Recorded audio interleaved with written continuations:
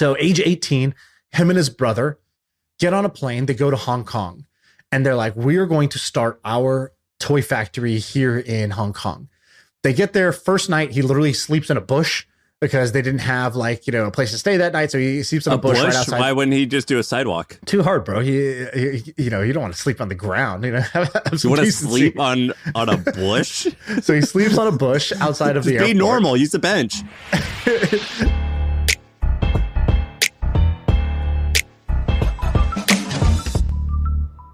All right, we live. I got something good for you. I got a crazy story. In fact, this is a Billy of the Week. $1 million isn't cool. You know what's cool? $1 billion. You know, sometimes we get a little fast and loose with the Billy of the Week where it's not a real Billy. This guy is a real billionaire. Okay, so have you ever heard the name Nick Mowbray? No. Okay, so Nick Mowbray, here's my headline for this.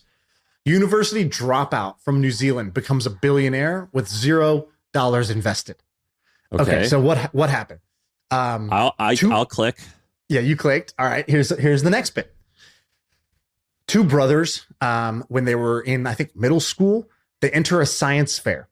And in the science fair, they create a hot air balloon modeling kit, and they end up winning the science fair. So here's Nick, 12 years old, wins the science fair, and he decides, all right, people really liked my hot air balloon kit, my like model hot air balloon kit. I'm going to go sell these. So he goes and starts selling them door to door. And he opens up a farm, a little like factory in his family's farm to like build the kits as he's going. But like he's having trouble scaling up because he's trying to do production himself and he's doing the sales himself. And it's like, okay, this is tough. So age 18, him and his brother get on a plane. They go to Hong Kong and they're like, we are going to start our toy factory here in Hong Kong. They get there first night. He literally sleeps in a bush because they didn't have like, you know, a place to stay that night. So he sleeps in a bush right outside. Why wouldn't he just do a sidewalk? Too hard, bro. You know, you don't want to sleep on the ground. You know, you want to sleep on a bush? So he sleeps on a bush outside of the airport. Be normal. Use the bench. They end up getting a apartment that I think was $8 a month. And that was their apartment. What year? They start a factory. This was now maybe 15 years ago-ish, something like that. And so, and they're in a very small city in China. And so they're not in Hong Kong anymore. So they end up creating a factory. So here's the factory. So they create a factory. Nick ends up sleeping in the factory for 8 years. And they had $13,000 to their name. That was what their parents loaned them to start this business. And so they're like, how do we make this work? And so they want to create this like kind of toy company. And so they're like, all right. And so they start doing two things. Number one, they're like, all right, we only have this much money and now we're living in China. We got to like make this stretch. So these guys are like doing all the like, you know, the hustle porn stories you hear for entrepreneurship. They're doing it where he's like, we used to eat only off the dollar menu at McDonald's in China. And he's like, every day, he's like, for Christmas, we would go get the Big Mac and it was like $2 and change. And that was our celebration.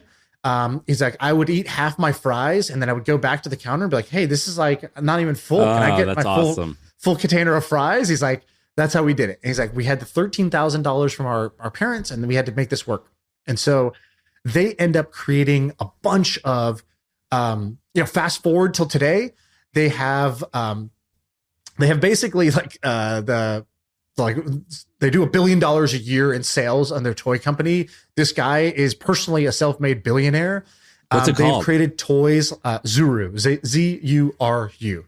And so they've created a bunch of toys that you've heard of, like RoboFish. I don't know if you've ever heard of that. It's like a little fake. It's a toy fish that'll swim around in a jar, or like a fishbowl. They've created a bunch of balloons, which I've bought this a bunch of times. It's like you put the hose in, and it'll fill up a bunch of water balloons all at once. And so they the Dart Blaster, they've sold 39 million of these or whatever. And so they basically built all these like hit viral toys. And so, and early on, what they did, like at the beginning, what they did was they would basically just knock off other good toys, like gimmick toys, and they would just make them themselves and try to like out execute them. So they were like trying to out manufacture them or out distribute them. So there'd be like a light up Frisbee that was like hot. So they would like clone the light up Frisbee, and then they would go and they would like to get into retail stores. They crashed the buyer's dinner for Dick's Sporting Goods. And his sister just like showed up and kind of like schmoozed her way in and got the account. And they just did that over and over and over again. They would get sued by the companies like, hey, you're copying our toys. And they're like, oh yeah, okay, we got to create original toys. And so they kind of knocked it off. They brute forced their way into retail, and then they started creating their original toys like Bunch of Balloons and Robofish and this stuff.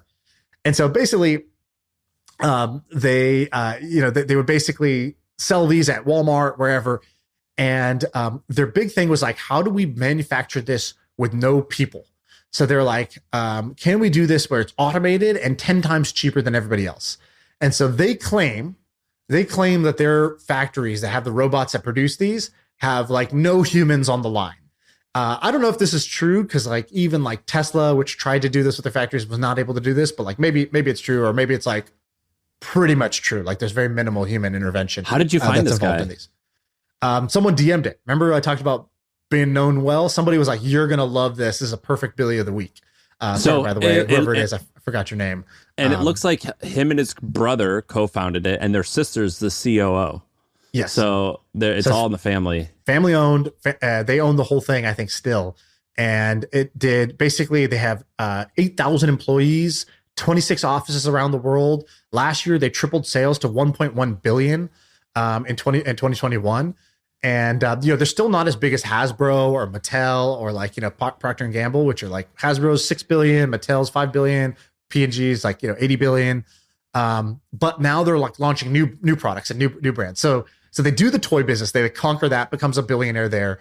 And then he's like, all right, what can we do next? So they go into other products. And now they're like, all right, we're going to create, what does Procter and Gamble do? They have products in every category. We're going to do diapers. And so they go into the diapers thing with this brand called Rascal and Friends. And I think in the first year, the Rascal and Friends is going to do 200 million. That's not the first year, but last year they're going to do 200 million. Next year, they're projecting it to be 400 million. And so highly profitable, just prints cash. And the toy business basically prints cash. They use it to invest in these.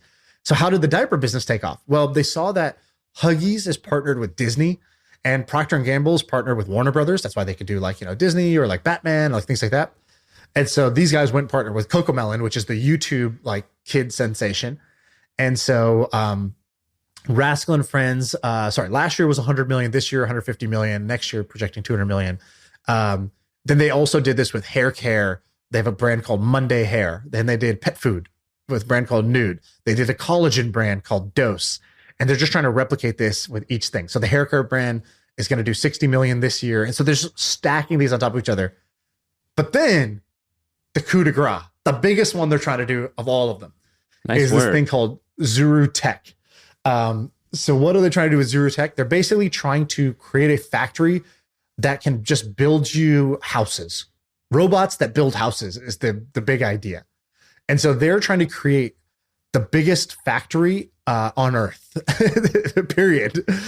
Bigger than Tesla's Gigafactory, bigger than all of it. So let me give you the stats on this thing.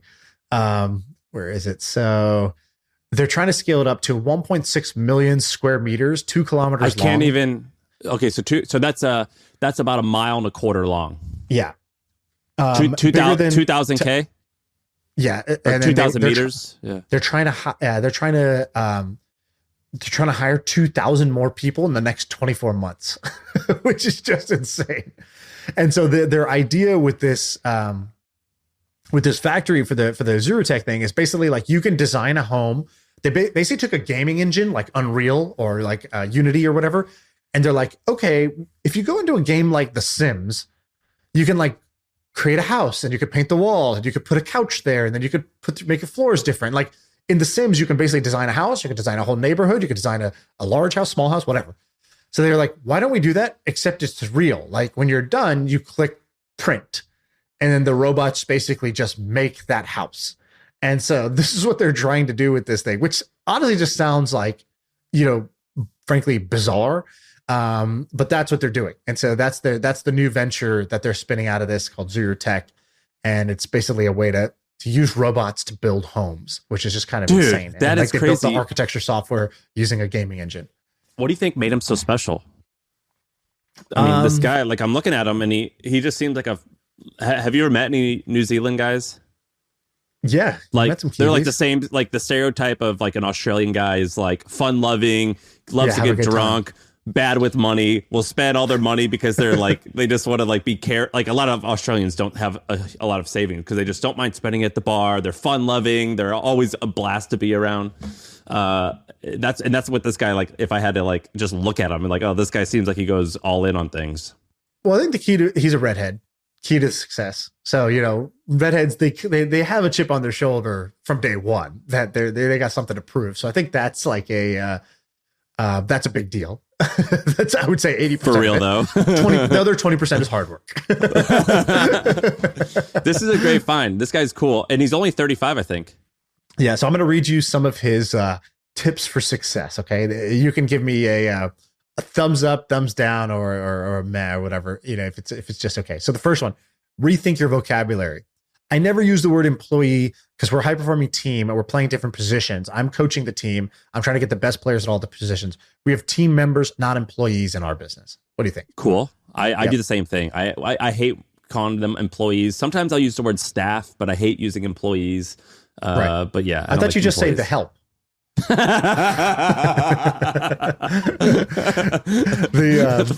do the same thing. I'll never, like, when somebody when they say it work for you, I'm like, no, you work with me. That was exactly what I was going to say. I always correct people on that. Oh yeah, you know, I work for Shaan. No, you don't work for Shaan. You work with me. And I never say I work for anybody. I work with them, and it's an arrangement. It's a partnership. I do X and I get Y, and you do X and you get Y, and that's it. You know, hold yourself to that. Okay, next one. Bullets before cannonballs. He goes, the first thing I learned, or one of the things I learned early on, was to fire bullets before cannonballs. We're always firing lots of little bullets everywhere to see if those work. If they work, then we fire a cannonball behind it. Love it. Okay. That's a good analogy. All right, break the rules. I went to university. I studied law and commerce, but I didn't like it, to be honest. And there was a big hill I had to walk up every day to get to law school. I didn't like that hill either.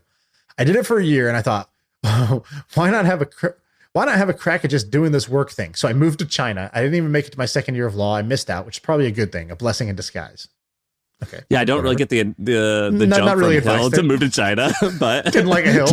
Yeah, different strokes for different folks, but I appreciate it. All right, don't be shaken by competition. So he says, in the early days, we had this tiny production lab. We spent half our money on an injection motor machine. We started to produce our hot air balloon, which didn't sell many of because it didn't meet regulations globally. So we went online and copied a couple products. One was a Frisbee. We got sued after it. We went to a toy fair and we got through day one, but the companies we copied came to our booth and yelled at us. Then we started innovating, and it was our journey that took us 6 or 7 years to get successful at product. We lived off very, very, very little. We scrapped and scraped to find something that would work. Awesome. Okay. Yeah, fair enough. All right. Let me skip these. Let me see if there's another good one. Okay. Don't lose sight. He says, I remember when we made our first million. Hey, fan of the show. We did a big deal with David Beckham where we made a David Beckham Tamagotchi at Walmart. I was 21 at the time. We got a $28 million order from Walmart, but we couldn't finance it. Walmart ended up canceling the whole order, and we were stuck with half of the Tamagotchis. We were so excited because it was this awful amount of money at the time. We had no money, but we got a little bit complacent.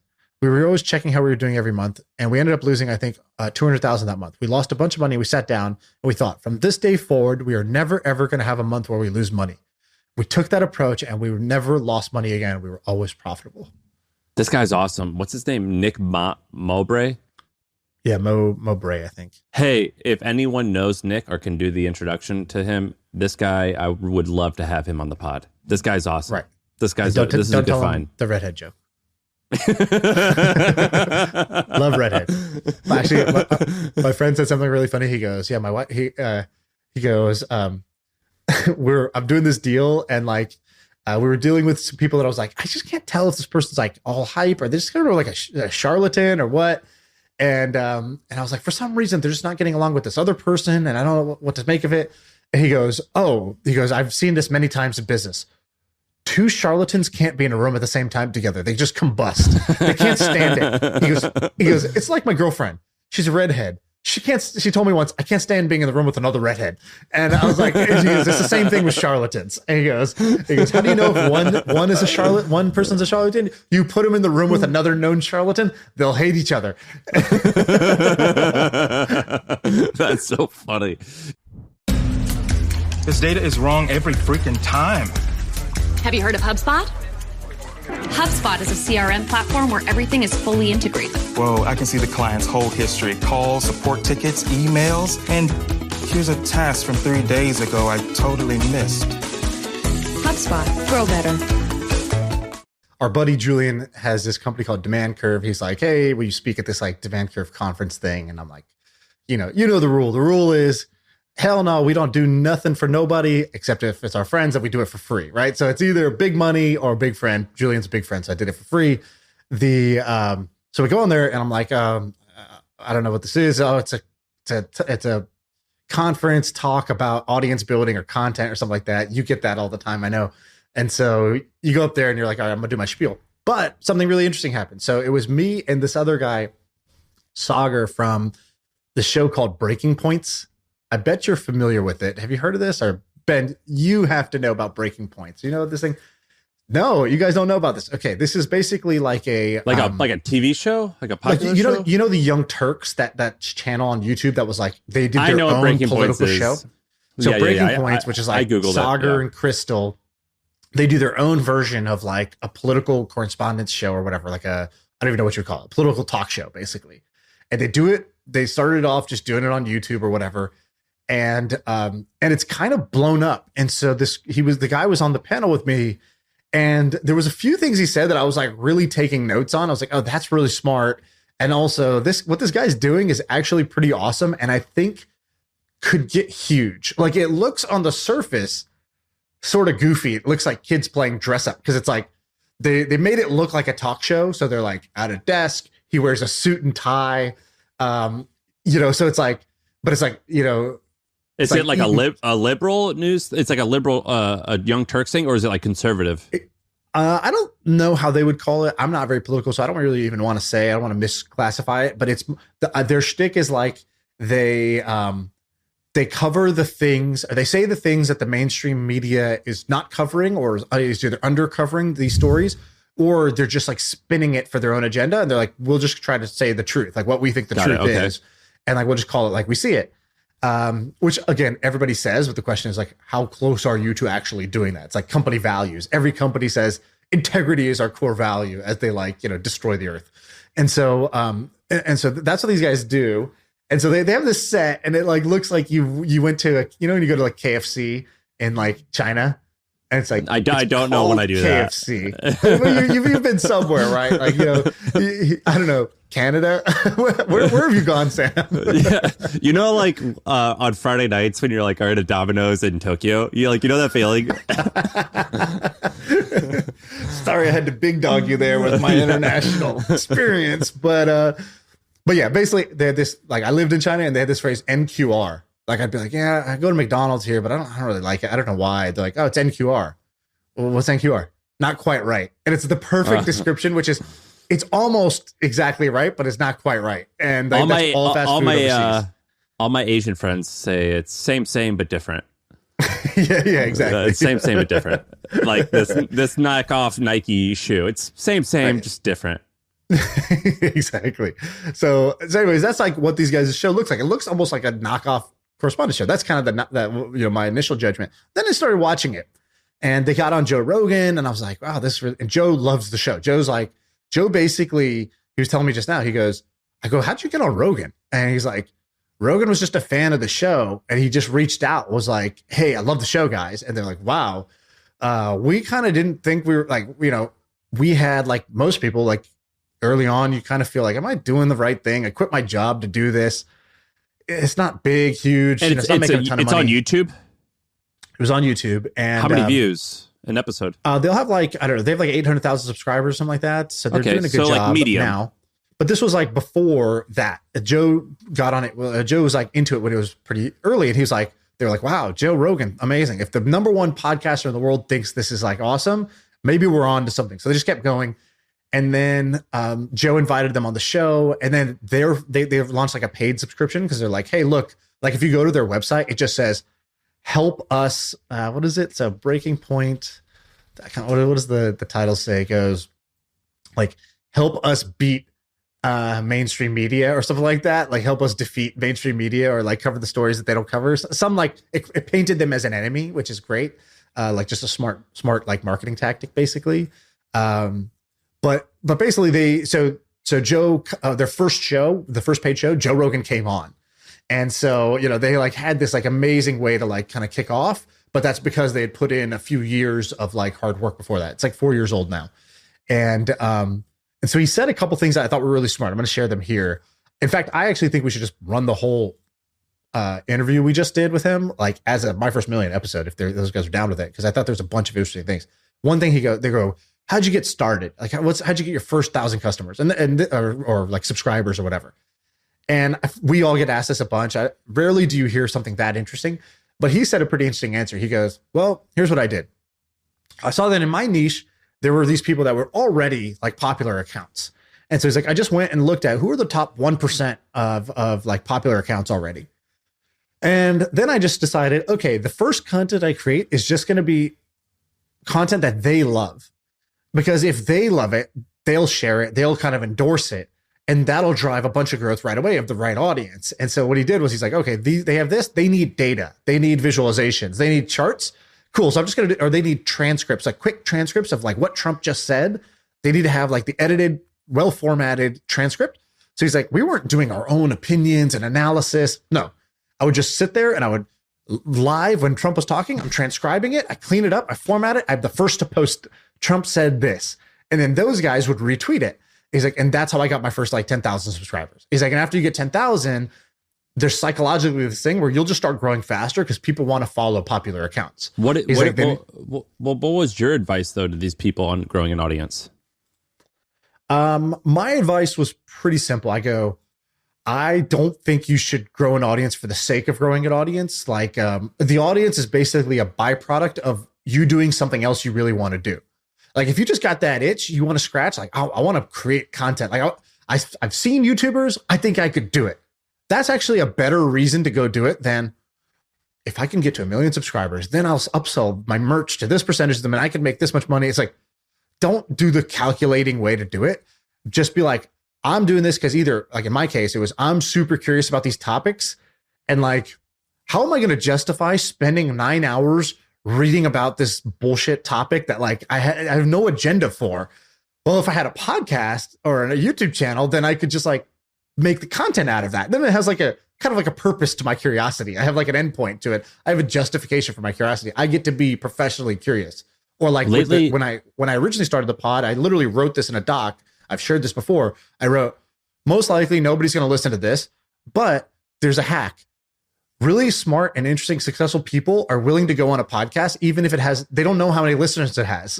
And so at the very, like my main goal is to just have an excuse to meet with 50 awesome people that live in San Francisco. Like I'm in the tech hub of the world, San Francisco, and I don't drink coffee. So I don't want to just invite these guys to coffee. I'll invite them on my podcast instead. That was my whole like number one success criteria and like number one agenda with like starting this podcast was, it's a great excuse to hang out with these people that are like, they're nearby, they're in my orbit, and don't do it. And like, I don't know. It's better than saying, let me just get lunch with you, please, please, please. And so that was why I started the pod. Dude, I have like people ask me all the time as well how to build an audience. And I used to have like a somewhat academic answer where I'm like, well, you just got to like find content that like ranks well other places and you repurpose, do all this. And lately I've just like quit saying that. And I just go, well, just like be an interesting person, live an interesting life, and just be at least kind of okay at talking about it publicly. Right. Yeah, because the thing you just said, like, if you're interesting, if you lead an interesting life, then all you have to do is share 10% of it. And you only have to be okay at talking about it. Give people a peek into 10% of your life. Yeah. And you don't even need to be that great. And so people like over optimize for like this, like the, like, you know, it's kind of like when people talk about search. They're like, well, you need all this keywords and do this. And I'm like, or I just do dope shit and write about it. And people are just going to go straight to the website and look it up. And that's harder. And I still think you need that other stuff. But like, I still think that it's mostly a game of just be interesting, learn interesting stuff, and be kind of good at talking about it so everyone else can consume. And like, there are people that do it other ways, like Trung, who used to work for you at The Hustle. You kind of discovered him. You set up, I think, his Twitter account. Now he's got like, whatever, I don't know, 1 million Twitter followers, something crazy. And I don't think Trung took that advice. Like, I don't think Trung lives a interesting life or has this interesting business experience. That's what he's sharing. Well, he learns about gold. interesting. But yes, that is true. And so he didn't you could make He's the a argument, remixer, right? You He's could a make the remixer. argument, yeah. But you could also make the argument that he's leading an interesting life in that he's learning and discovering cool stuff. Right. So that's like you could make the argument both ways. But I remember. I hate saying this because I'm definitely not like a ladies' man, but I've come a long way from being like a Napoleon Dynamite More lookalike. of a males man. Yeah, more of a male's man. Yeah. I'm a guy's guy, but not the way that you think it, not the way that it's usually meant. Like I'm many guys' guy. And, but I've come a long way from looking like Napoleon Dynamite. And I remember like I had some like 18-year-old ask me about like meeting girls, and I was like shocked. I was like, your bar for advice is quite low here, but let me give you some advice if I could give anything. Which was basically, I'm like, you'll meet more women if you just focus on yourself and have cool, badass hobbies and just invite people to come and do those hobbies with you. And I was like, that's the coolest hack ever for a young man. You just do dope shit and then you just bring along people. And that's kind of like that with content.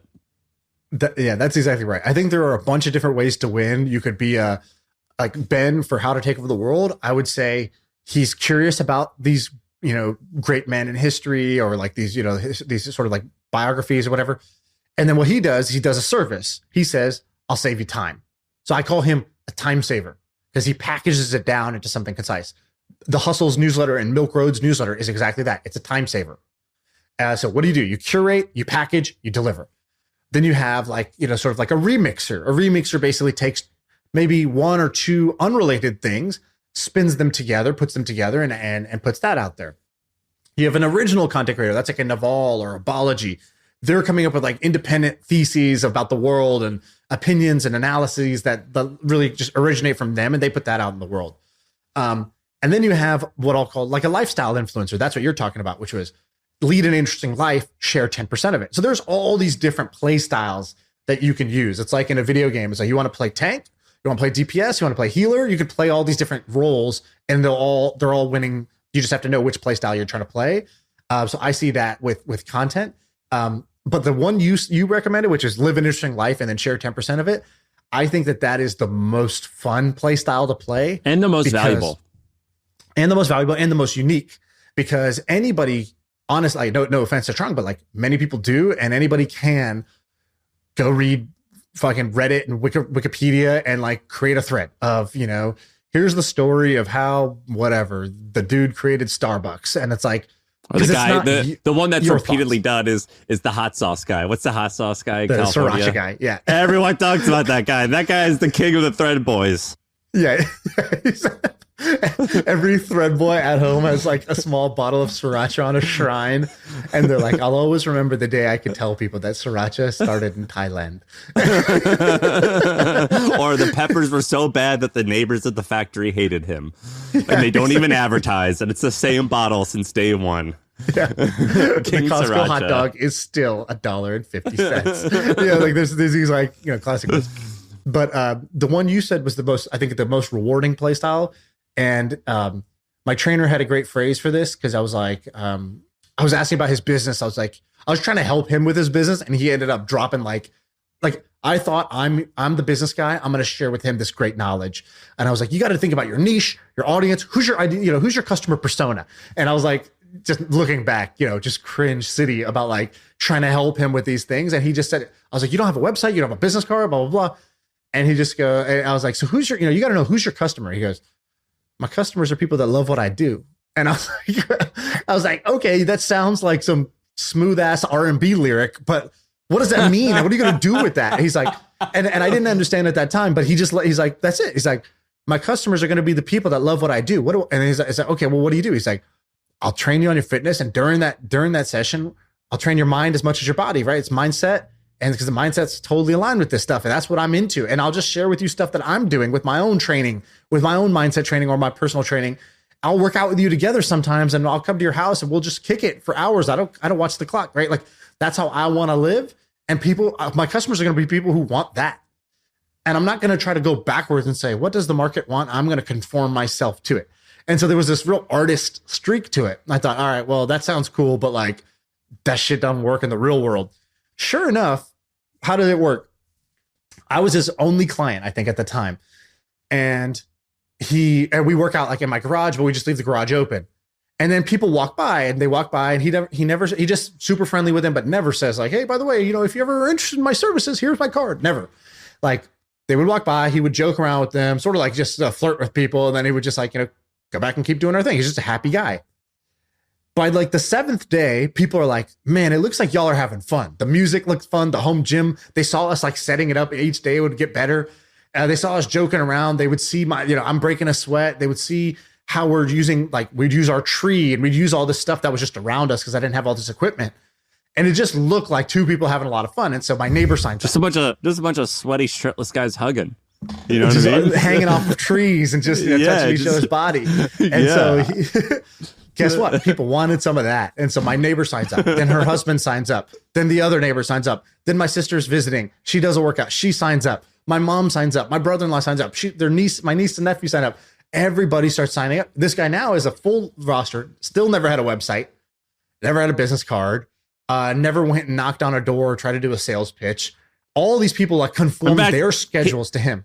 He's not even a trainer. He's just a guy who just comes in, hangs out, talk. The best part is he's me. There's no trainer.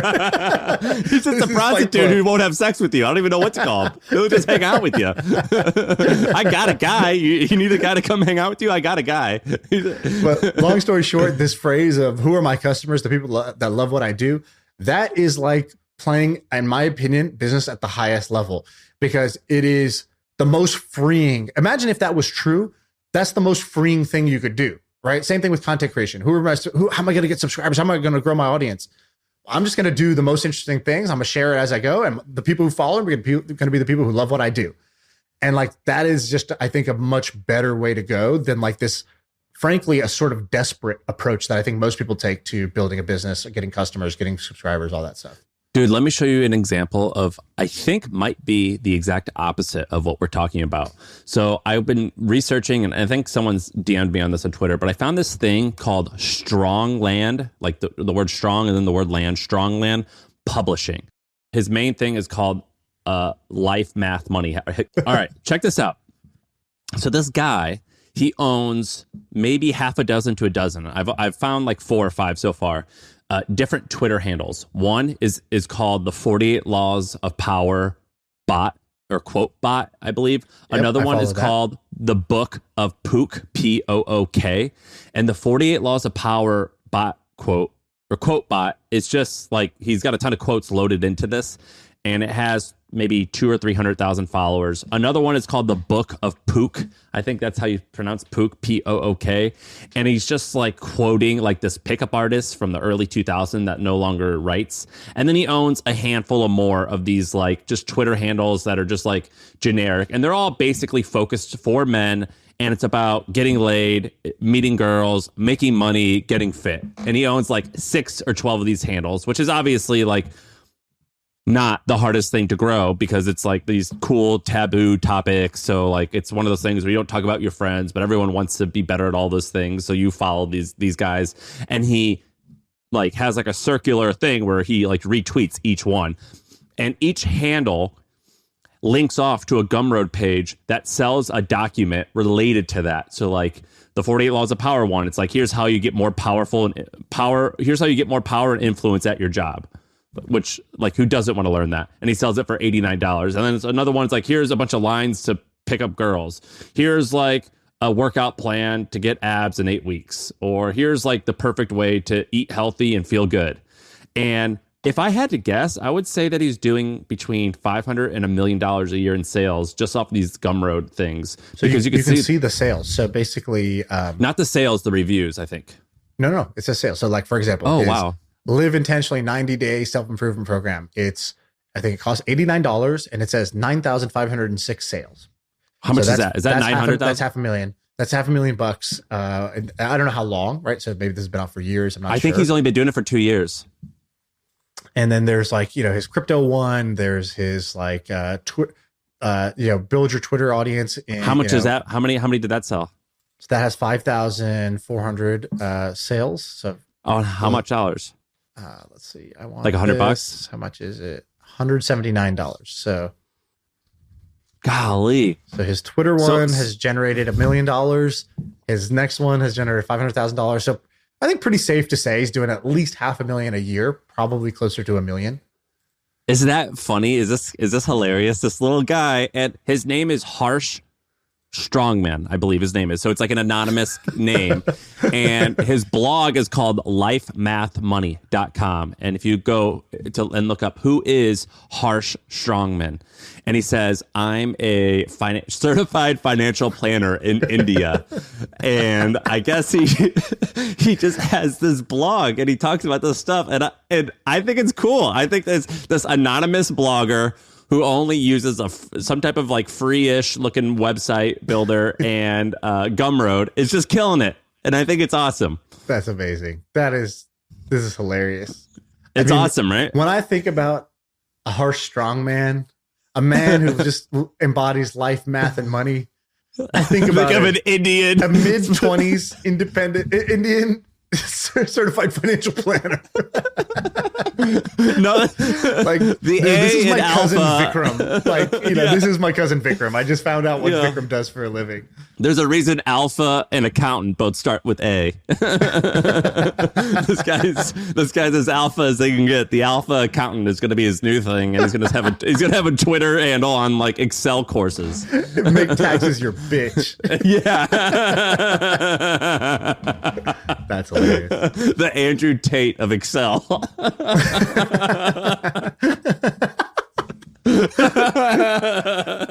right, dude. I on air. I need you to help me make a decision. All right. Okay. So I am in the process of I stopped in St. Louis, so I'm recording this from St. Louis, but I'm driving from New York to Austin. I always stop in St. Louis for 5 days to see family. Then I'm gonna drive back to Austin. I miss New York. I miss Brooklyn already. I Don't absolutely. You missed the energy. There's something about this city. This city. Yeah. You have to go romantic when you're talking about New York for some reason. That's why I refuse to go there. I love it. I'm in grind mode. I love being there. But there's one thing that I'm currently doing that it is something that I told myself I'm not going to do it. And that is bitch about taxes and let taxes decide where I live. I'm 100% doing that right now. So I want to tell you some numbers. So I currently live in Texas, which has no state income. I think the federal what's the federal tax rate for the highest income is, what's it, 36% or 37? I think 36-ish, yeah. All right. So I think it's a little above 36%. So hypothetically, on $1 million of income, I'm spending $370,000 a year on taxes, or around 31,000. Yeah, federal, because Texas doesn't have income. So $31,000 a month in tax. $31,000 a month. Yeah, which adds up to about $370 a year. In New York, if I move there, I would basically be giving away 51 to 52% of my income, because the city of New York has like a 3.8% tax rate, and then the state of New York has a 9.7% tax rate. And so that means I would have to be spending an additional $11,500 a month in income taxes. Plus, if I were to live there, that's New York rent. That's the New York State rent. That's not even the actual there. rent of your place. Yeah. Yes. Plus, to rent of a place, my current mortgage right now in Austin is around $4,000 to $5,000 a month. I would not want to purchase a place in Brooklyn. I would want to rent a place. And my budget to renting, to have a family there, would be around $9,000 to $14,000 a month in rent. Probably 13, probably 11 to 12. I could probably get a place that I would want, and that's what I would spend. So I'd be spending and then let's say my income, this is all hypothetical, I'm not saying what I do or don't make. If my income is $2 million, I'm going to be spending around $280,000 a year in extra income taxes, plus an additional $150,000 a year in rent. Meaning my costs are going to be like $400,000 to $500,000 a year in additional costs just to live there. Not including the fact that, like, I'm in St. Louis right now. I just went out to eat for 3 people. It's $51. If I'm in New York for 3 people for breakfast, it's going to be, $100, 2 times the cost. So how would you justify making the move or not move? Well, I kind of did myself, right? Because I live in California, and California has the same problems that New York has. High cost of living, high state tax, that sort of deal. And now, I work remote. I can live anywhere at this point. And so, it is very tempting, especially when you hear, like, you meet people who live in Texas, then you meet people who live in Puerto Rico. They're like, you pay federal 37%. I pay 4%. And I pay 0% on capital gains. It's like, wow.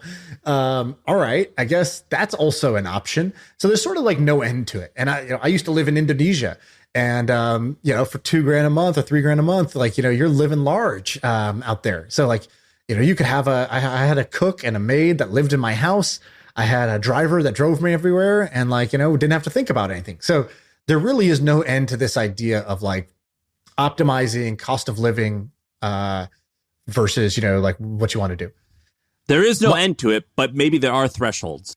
Yeah, there's more rungs to the ladder than even what you presented, is I guess what I'm trying to say. You can take it even further. I think that I've always thought, as it sort of like goes back to that, what advice would my 18-year-old self give me? My 18-year-old self, which was like a more simple-minded version of myself, would say this. Doesn't mean they're right, but they would say this. Wait, I thought you're rich.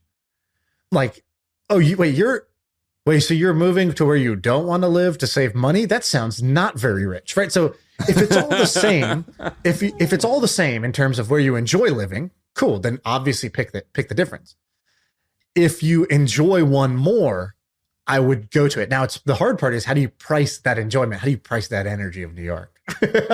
How do you put a dollar number on it? We're going to put a dollar on it. We're going to price it. We're going to say it's around 400,000 or 500,000. But dude, for the same price, I can live in Texas 6 months and in New York 6 months and fly private back and forth twice, actually, like 2 round trips, and it'd still be cheaper. Right. But it would also add hassle to your life, right? So there's some situations where the variety adds what you want, right? It's like a win-win. It's like, oh yeah, I don't want to be in one place all year anyways, or I like the weather this time of year in one place and this time in another place. So I'm just going to move around the weather, and that happens to coincide well with my tax situation. But basically, my simple thought process is this: if you're rich, you can do tax optimizations, but make sure it's not driving the car, right? So it gets to be in the car, but it doesn't drive the car. So I would do some things that are no sweat that are going to save you tax money. Oh, great. I would do that. I would not move, which is like one of the biggest things that changes your like day-to-day quality of life. I would not move to a different place just like based on taxes as the primary reason. I would have to have another primary reason. So for example, my reason for being in California is that me and my wife's family is all here, and I just want to see them more often and have that be like, I prefer that lifestyle. I don't know how many years we all have left where we're all healthy, or my kids are little and they get to have this experience with the grandparents around, but that matters more to me than anything on the tax side. So that's my decisive reason. I made that one reason the priority, and then I'll live with the rest. So I think that's what you should do. You should come up with your one decisive reason about where you're going to live. And I would guess if you're rich, that reason should not be taxes. I got to do it, unfortunately, but golly, it sucks. In the back of my head, it's that famous Michael Jordan quote. you know what I mean? That's not the great quote. The great quote from Jordan is, Republicans buy shoes too. That is a my first million worthy quote. But also, you also got to factor in how much more are you going to make? How much more is maybe the connections you'll make in New York, one investment you make. You can make more. It's easier to make more for guys like us than it is to adjust your lifestyle to try to save more. I find it, I would rather work harder to make more money than change my lifestyle in a way that I feel like I'm making some compromise in order to save money. Well, I think I'm going to do it. If I could do this again, for some reason, I think Miami is just like hell on earth. It's not for some reason. I could name about 50 reasons why I think that. I think Miami's horrible. But at the same time, if I could do it again, I almost wish I would have done. So right now I live in Austin, Texas. It's because I got a bunch of friends there. My best friends are there, and we had an office there. If I could have done it again, I would have done Florida, though, and New York, because Texas doesn't have nice enough weather that I'm just going just for the weather during wintertime. Whereas Florida, like, you know, I feel like I'm in the Caribbean sometimes in certain parts of it. I wish I would have done Florida and New York. If I could do it again, that's what I wish I would have done. I'm surprised the best friends being in Austin thing is not a bigger pull for you. I feel like that's huge. It is. And that's why I don't actually mean if I could do it again. I wish the stars would have aligned so that could have happened is kind of what I mean. What a slap in the face. I'm just glad I'm not your friend. I'm not Neville, who lives right next door to you in Austin, who's like, oh, the energy in New York, that's what's going to get you. You're going to move away from me for the energy? Come on, bro. Dude, New York's happening, man. It is quite fun. It is fun. Whenever I walk around there, I get pumped. I do get pumped. But I also I also want to kill. Like I want to kill someone half the time. Dude, like every time I'm in line at Whole Foods or some grocery store, I see a fight. It's just there's always commotions. Something's always happening. It always raises my blood pressure, and I want to I get in like protector mode. That's hilarious. All right, what else we got? Want to do some more? Yeah, I have one thing. So I think we've talked about this, and you and I have hired this guy, but go to dreamstudiocourse.com. His name's Kevin Shen, and I went and looked at his landing page. This guy's landing page for a course, A, is awesome, and B, he's selling a course that I never in a million years would have thought would work. But then I look at it and I think 100% you've nailed it. And I understand how you could potentially make $1 million a year. So it's called Dream Studio Course, and it's a $1,500 course. I don't know why he didn't just go $2,000, but it's a $1,500 course all on setting up your Zoom setup, basically. Because I don't even think it's for a podcaster, but crazy cool looking landing page. And when I saw his landing page, I thought, wow, I really want this. Right. But how sick is that landing page? It's a great landing page for a bunch of different reasons. Like, first, just start with headline. So headline is not a course about setting up your Zoom. It says, make your home video setup look like Hollywood, right? Dream outcome. So sells the dream outcome right away. Then there's a picture of him that shows a really awesome video setup. So, show, don't tell. And then he basically says, build your studio with expert help. It's a 6-week course that'll do whatever. Okay, enroll here. So good call to action. And then he's got a bunch of before and afters, right? Here's Tiago Forte. Look, he looked like shit before. Now he looks great, right? Look, here's this person. Now they look great. And he just keeps showing, basically success stories of transformations, because fundamentally when people buy a course, they're buying transformation of some kind. They want to walk in one way and walk out another. And most courses, I've struggled with this myself, most courses struggle to even understand that you're selling change, you're selling a transformation, not content, not information. And secondly, they don't know how to show that I can actually provide this for you. And with something that like the visual like this, you're going to get a before and after, which is like before and after is my favorite sales pitch of all time. I think a before and after is the most compelling sales pitch. Do you have like a file or something that has all your saying this as if you have like categories of headlines or of you're like oh, he's doing the before and after style headline. I love that style.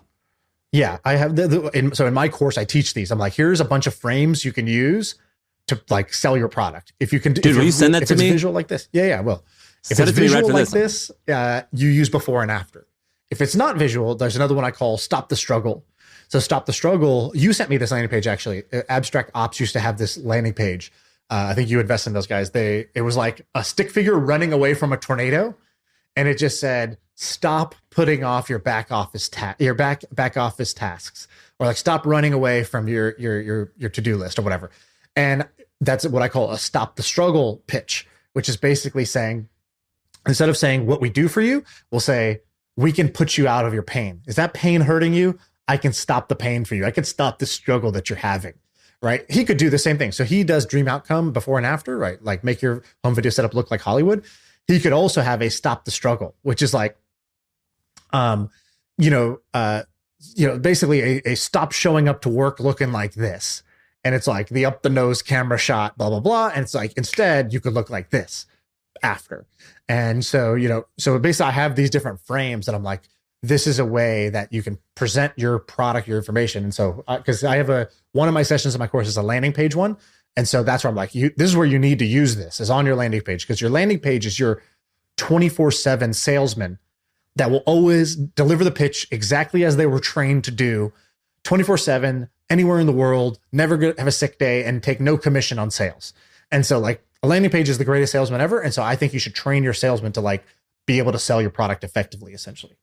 I'm writing a new landing page now for my thing, and it is daunting.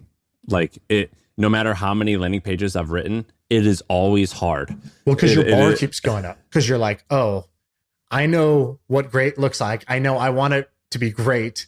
And so what would have otherwise been sufficient 5 years ago, now you look at that, you're like, no, I'm sure it can be better. I know it can be better, right? Because you're really good at, if I was going to get somebody to write a landing page, I would hire you. And so you're already very good at it. So the fact that you're feeling daunted is like, I don't know, like a musician going back into the studio to record their new album. And it's like, they know that they're good, but it's like, I got to do it again. I got to make magic again. I got to make a hit again. That's exactly how I feel. I'm staring at this landing page and I'm like, no, this is lame. This isn't up to my standard. This sucks. And I'm just like looking for, what I usually do is what I like to do is find, the way that I've been getting inspiration now is I find competitors that exist now or that used to offer a similar service, and I go to newspapers.com and I find old articles written about them, and I see how reporters used to explain this, and if I see a catchy sentence, I go, boom, got it. I'm still in that angle. And so that's how I've been using, that's how I've been getting inspiration, is I just use newspapers.com to find old just articles in the New York Times written about a certain company that's in the same space. There was this guy we hired once, and I actually don't think it was a smart hire. I made a bunch of mistakes now that I think about it, looking back at my business career. I'm like, man, we hired a firm to do that. Like, we hired this person to do this. We paid this. Like, I remember, the Indy 500s, like, was doing their race or whatever. And it was like, hey, there's free billboard space. We can give it to you for your app. And then I was like, oh, wow, that's cool. Indy 500, I've heard of that. They're giving us free space. And we spent the next 48 hours like filming this fucking video that was going to go on this billboard, this like video billboard. And I was like, looking back, I'm like, oh my God, how cheap was my attention that I let this random cold email divert me and my marketing team's like focus for 48 hours to do what? Like, did we really think this billboard was going to like at Indy 500? At Indy 500 was going to drive downloads? It was a beer app, so yeah, it was on point. But like, they're just not trying to download apps in that moment, and like, there was no way to track it. It was awful. And so like, and that's happened to me 1,000 times. I've made 1,000 dumb decisions like that. I'm like, wow, we really like spent time and energy doing that. That's like kind of embarrassing now that I know what I know now. So similarly, we had hired a naming agency. Like, I hired an agency. I don't think that's a horrible idea. I don't think that's the worst idea. I think it was 15 or 25 grand. It was a lot of money. And it took like 6 weeks, which was also more expensive. It was like, if we just had the name, we would have just moved faster. What was the name that they came up with? I don't even remember. It was like a dating app that we were building. Is that like, what if they just came back with like Jersey Shore characters? Your app is called The Situation. So we were thinking, what's sophisticated but also fun? Party in the front. Yeah.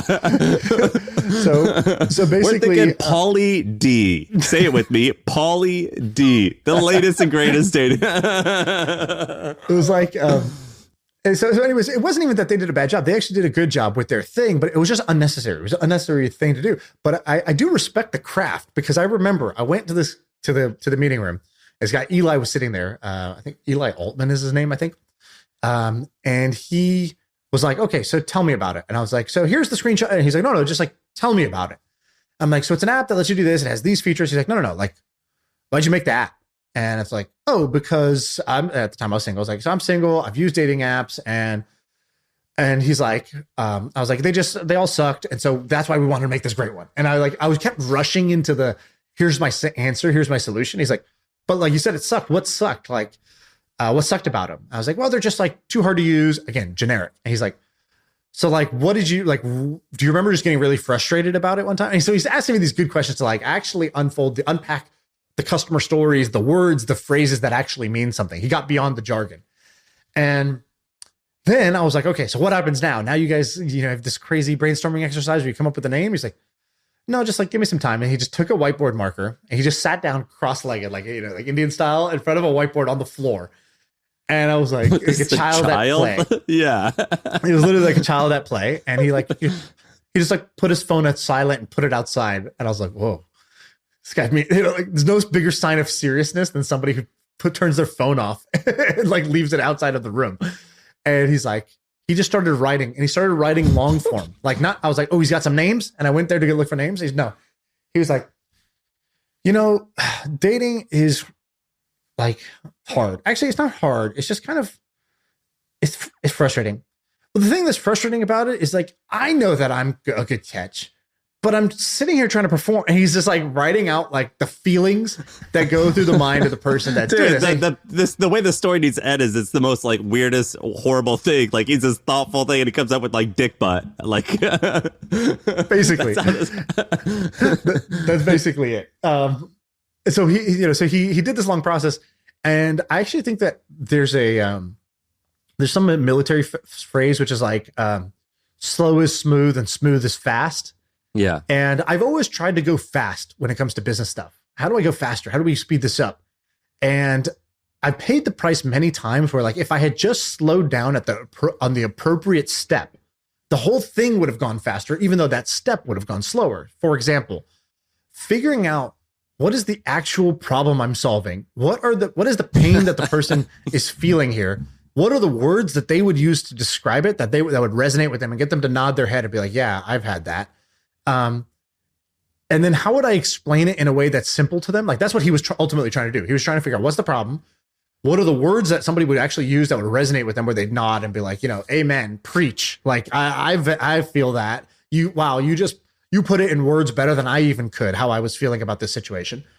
And then, you described the solution, but instead of describing it in terms of like the features and the widgets and the gadgets around it, like you tell me kind of like how my life's going to be different because I'm using this and this works this different way. And it kind of makes sense that it would work that way, right? Because, you know, let's use an analogy. Imagine you ran a lemonade stand and blah, blah, blah. And so that's what he did. And I remember just walking out of that being like, wow, that was like an impressive thing this guy did. And it looked so unimpressive. He asked me some questions. He kept slowing me down, didn't want to jump to an answer. Then he just sat with a marker alone in a room and wrote for a long time on this whiteboard, like paragraphs of stuff. And then through that, he came out with like, you know, a better understanding about my product than I had to begin with. And I think that like, there's something cool about that process. And like, you have a new thing going. When you go make this landing page, it's like, that's the thing you actually want to do because slow is smooth and smooth is fast. Well, did I show you that I hired a branding agency? I saw that. Yeah. You sent me the mock-ups. So I think I spent 15 grand on it and they're in Hong Kong. So like, I think there was I think normally this would cost 30 grand in America. And I was actually happy with the work. And this is normally something I would never do. And it took them 30 days. And it's like, you just get this deck that like outlines and like, I never would have done that. And I think it was totally worth it. This is not something I ever would have done. And I think it was totally, because whenever you like build shit and you make a website, you slowly iterate and then like you hire new people and they like come up with ideas and you're like, no, we already tried that. Or like, no, that doesn't work because this page looks like this. Like I'm like, let's just get it all, do it all the right way the first time. And that's something I never in a million years would have done. And it was worth it. Yeah, we did that for the Milk Road too. We hired this guy, Jeremy, who did our initial branding, and I never hired a branding agency like that for a startup that I was doing. But I was like, all right. I told Ben, I said, we're not going to do it off the bat. Like you saying you're doing it up front.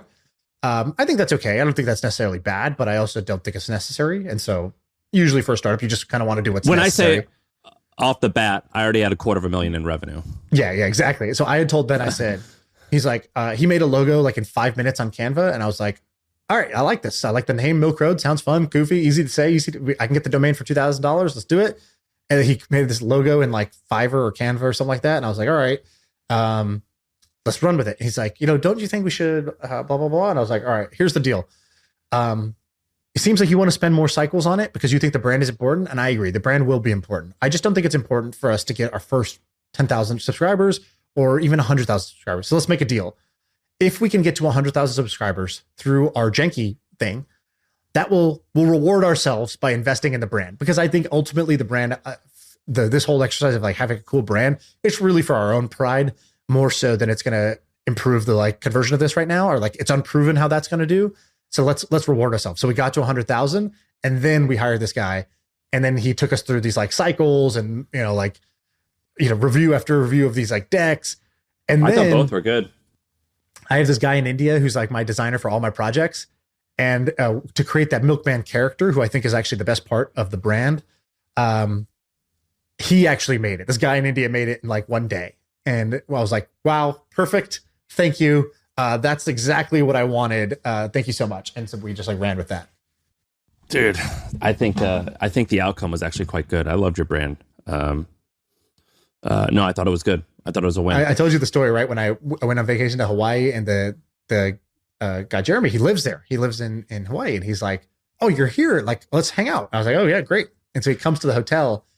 He walks up barefoot. And I was like, something happened? Like, did you get here okay?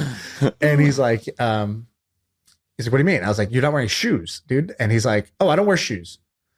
I was like, you don't wear shoes? And I was like, most fucking branding agency thing I've ever heard. The most creative. Is he a white guy? Respect for taking the I'm a creative to the peak. Like, you thought the beanbags in the office was it? You thought that, having these like... Is he like a white guy who moved to Hawaii, or is he born and raised? White guy moved to Hawaii. Australian guy moved to Hawaii. When they moved there, they were like, oh, we don't need shoes on the island. Like, we just live, we're part of the island. And so they put their shoes in storage. And so he's like, yeah, we had to go travel to Australia to go visit our family. He's like, I had to go get my shoes out of storage. And I was like, what a weirdo. You don't need shoes that much that you didn't even just chuck it in the garage, like just in case. Like you put them far away. Like, that's the equivalent of the branding agency guy putting his phone on, turning it off and leaving it outside the room. Dude, just so for the record, I'm on board with that. I think shoes are stupid. I walk around barefooted all the time. When it gets if it's above 85, no shirt, no shoes. That's just the rule. I'm always outside shirtless. Dude, I'm wearing socks right now. No, dude, these puppies stay packaged. No, man, you got to get the calluses on there. Then you it's like you're wearing shoes anyway. I dig it. But I'm happy you're back. I had Ryan Holiday on, and we'll do a recap about that. And then I leave for one day. You guys do a podcast about how great Hitler is. I was like, wow, all right. yeah, we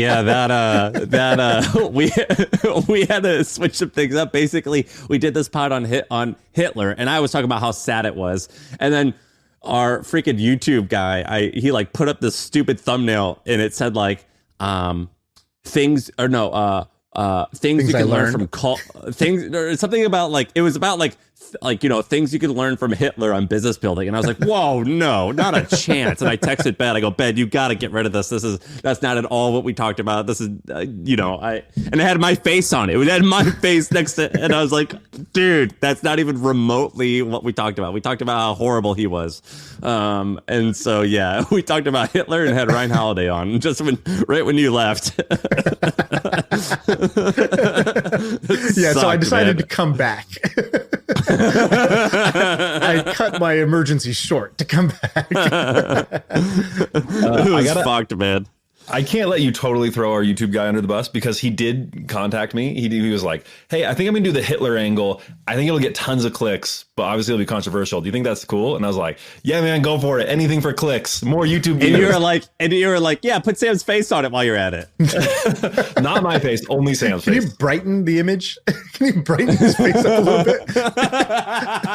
Can you turn down the color balance? Yeah. Can you get Sam doing like a heart shape with his hands? It was the worst, man. I saw that picture and I was like, Ben, I can't have this, man. You got to delete it immediately. Please delete that. I gotta say, the reason I thought it was okay is because in the first 30 seconds of the video, you say, Hitler's obviously a bad person, but I don't think it's wrong to like study his life and learn lessons from it. And so I was like, well, he says he's a bad person in the first 8 seconds of the video. I think it's okay. You ever heard that phrase? If you're explaining, you're losing.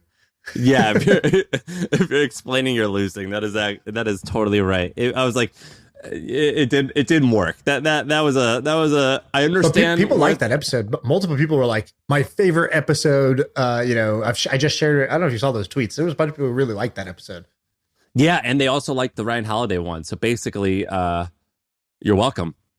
You're welcome for for carrying the load for a while. I'm gonna take this November. I'm thinking about doing a motorcycle trip, and I'll be gone for 5 days. So you're gonna have to see if you can. I got you. Carry. Yeah, you're gonna have to see if you can carry the weight during that time.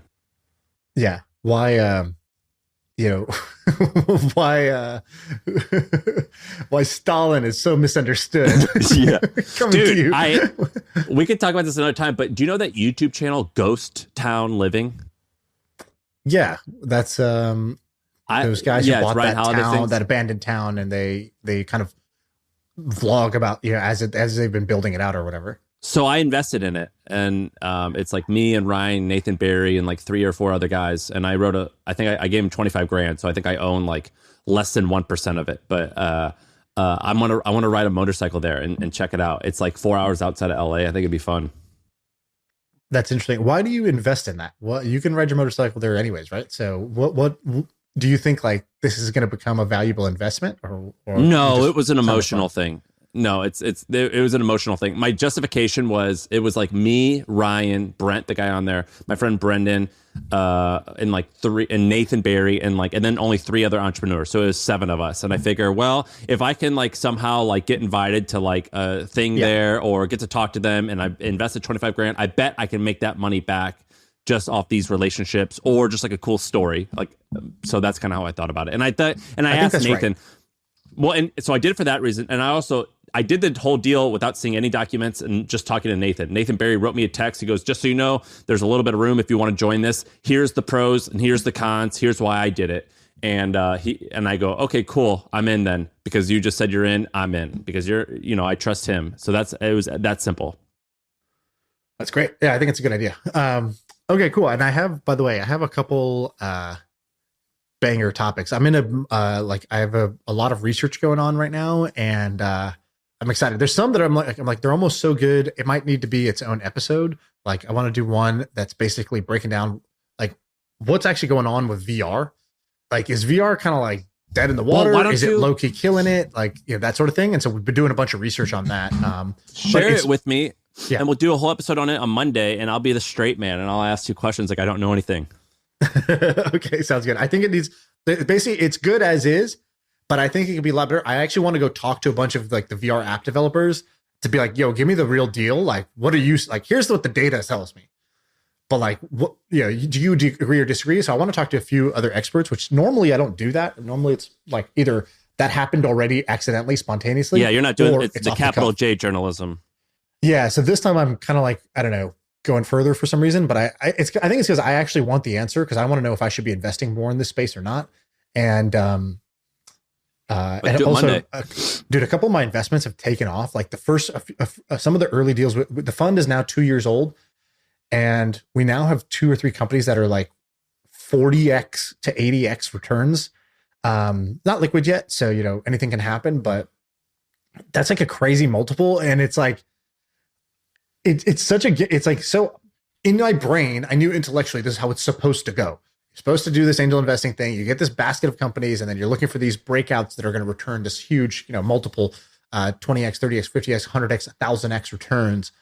And then when you start to see it actually happen, you take out the calculator app and you're like, wow, this is incredible. $100,000 can turn into 10 million just like that. And $100,000 can turn into 50 million if it does one more like leap here. And that's like pretty exciting. So that's just been a, like, I don't know, for some reason that's been a, I don't know, like a second wind in terms of like, once things, I guess in general, when things become real, things always ratchet up. I've always felt this way. Like the first time I took a dividend out of my business, I was like, oh, okay. I thought I was already like, all in, but like this made it even more real and exciting. Right, and I'm ratcheting it up when I thought I was already ratcheted all the way. And the same thing's happening with the startup investing stuff, where now as these startups actually break out, it's like you ratchet it up even more, even though you thought you already were. But that tangible hit of success, same thing happened with content creation. I thought I was already trying, and then, now we're getting 100,000 plus per episode. Okay. I'm start doing research. I'm start doing more like that. I was like, I thought I was already doing research, but no, now I want to push the envelope further. All right. Well, let's do a whole thing on VR on Monday, and we'll talk about your investments. Cool. We should actually do a thing where we just portfolio look back update. at, yeah. And we could balance it. We could be like, okay, I lost this much money in the stock market, and we could do a more wholesome, like a more holistic thing. So it's not just, hey, here's some wins. It's like that means I have to log in and look though. I don't even look. Yeah, fuck that. Never mind.